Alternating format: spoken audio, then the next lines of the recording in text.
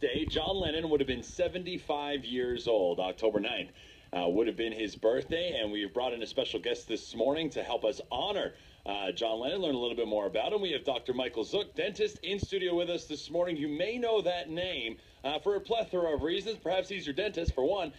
Secondly, he purchased John Lennon's tooth. Good morning, Dr. Zook. How are you today? Good morning. Very good. How are you? Are you a bigger Beatles fan or a tooth fan? Well, I think I'm split in the middle. A little bit of everything. So was John Lennon's tooth the first tooth you bought? First famous tooth you bought? Oh, it was the most famous tooth I've bought, and I'll never trump this one, that's for sure, even if I got Trump's teeth. Someone might take those out for you anytime soon, I'm sure of it. How did it come to be that you own John Lennon's tooth?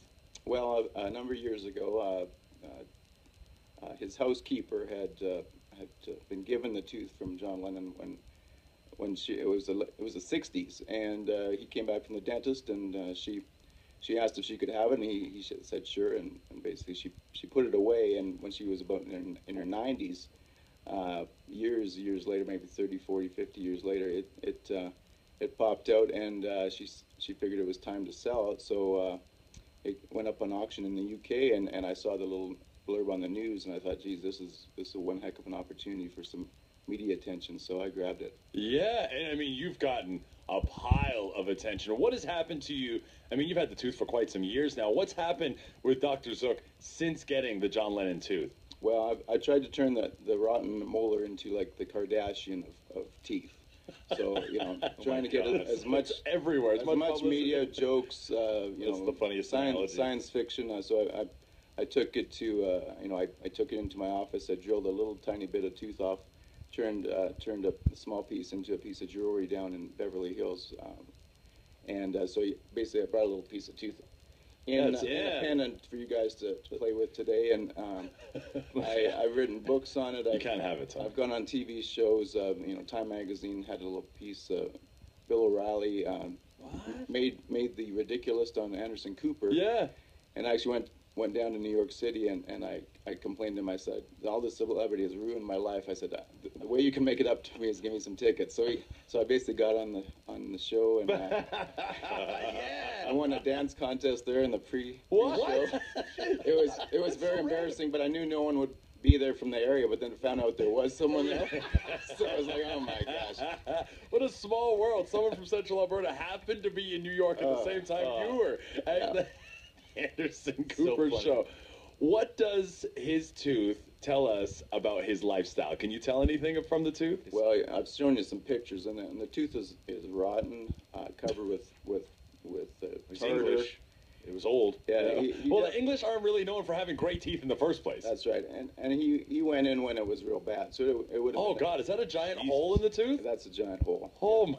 Yeah, no wonder he had that thing yoinked. And so he probably was up all night partying and doing all kinds of drugs. And sadly, drugs are still prevalent, and there's people coming in every day that are on even worse drugs now, and their teeth are destroyed. So where do you store the tooth? Like under your pillow, or do you have it in like is it at the dentist's office? Dental office? Well, right now I've got it in storage for future DNA investigations. Like there's all kinds of fun science fiction things, and like even paternity suits could be useful. Or oh my goodness, people! I never thought of that. I've been approached by someone who believes that one of John Lennon's kids isn't his, and this could be an estate breaker. Right. Oh my God! It's huge. So I did get a letter from Yoko Ono, and no way. Her lawyer sent me a letter to cease and desist. To be careful. Oh.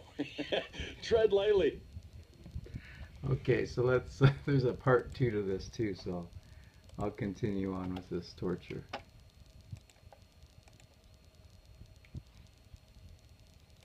Excuse the 75 years ago today, John Lennon was born. It would have been his birthday today, and so we brought in a special guest, our local celebrity. No, it's not Tony. It is Dr. Michael Zook. Dr. Michael Zook owns one of John Lennon's teeth. It's an incredible story. And now, did we ever find out is the tooth on display somewhere where people can see it? I just have pictures of the tooth in my office, but you can basically it's too valuable to have on display. You can't Fair get a enough, newspaper out these days. So. Even the old magazines you got at the dentist office? Yeah, people are starting to steal those too. People magazine from 1994. I'll bring the Nat Geos back eventually. Now you do have, it's not just teeth for you, right? You do have some other memorabilia. We were just talking off the air about some hair that you have down at the dental office. Well, I got it somewhere, but I've got a little piece of Jimi Hendrix hair. I mean, that basically the rock and roll theme. I just thought it would be cool to have Jimi Hendrix hair, and then I found it on a website that I bought some other weird body parts and stuff on, and also some other memorabilia like pieces of the bed sheets. The Beatles stayed at a hotel, and it was 1964, so they have them mounted here on a nice display, and it just goes to show all the weird things you can do with. You can get anything. As Tony, we've lost Tony. He's got this. Dude, I found, check this, a Jimi Hendrix stage-worn vest, an embroidered suede vest worn by Jimi in the 60s. You could see him wearing this in the PBS special, the Jimi Hendrix Experience, Hear My Train A-Comin'. He wore this through London and Canada when he was on tour in the 60s. It's only worth $40,000 to $60,000. So if you got some cash money, I need this item. So this is Julian's auction. So you got this whole catalog in here that Tony's been sifting through that you can get basically anything. Is there one piece, Dr. Zook, that you need to have as part of your collection that you found to be elusive? Well, there's a lot of pieces that I'd love to have, but I did put some bids on some Rolling Stone memorabilia, but I didn't quite catch it.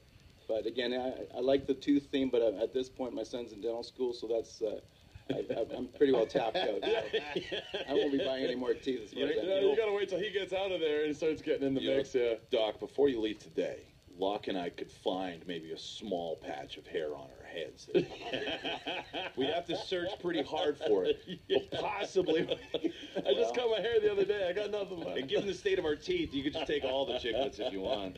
So what else have you got going on with the future here, Dr. Zook? Well, right now I'm trying to fight the censorship of dentists, and just like the Beatles were censored, I have a lot of concerns about the Alberta Dental Association censoring dentists, and before and after pictures, for example, aren't even allowed on our websites anymore. So strange. Censoring dentists. Of all people and all things that are going on in this world, we can't now have dentists showing before and after pictures? I know. It sounds insane, just like when they were burning the Beatles albums and stuff. Yeah, in the streets. But even tattoo artists have before and after photos for their portfolio.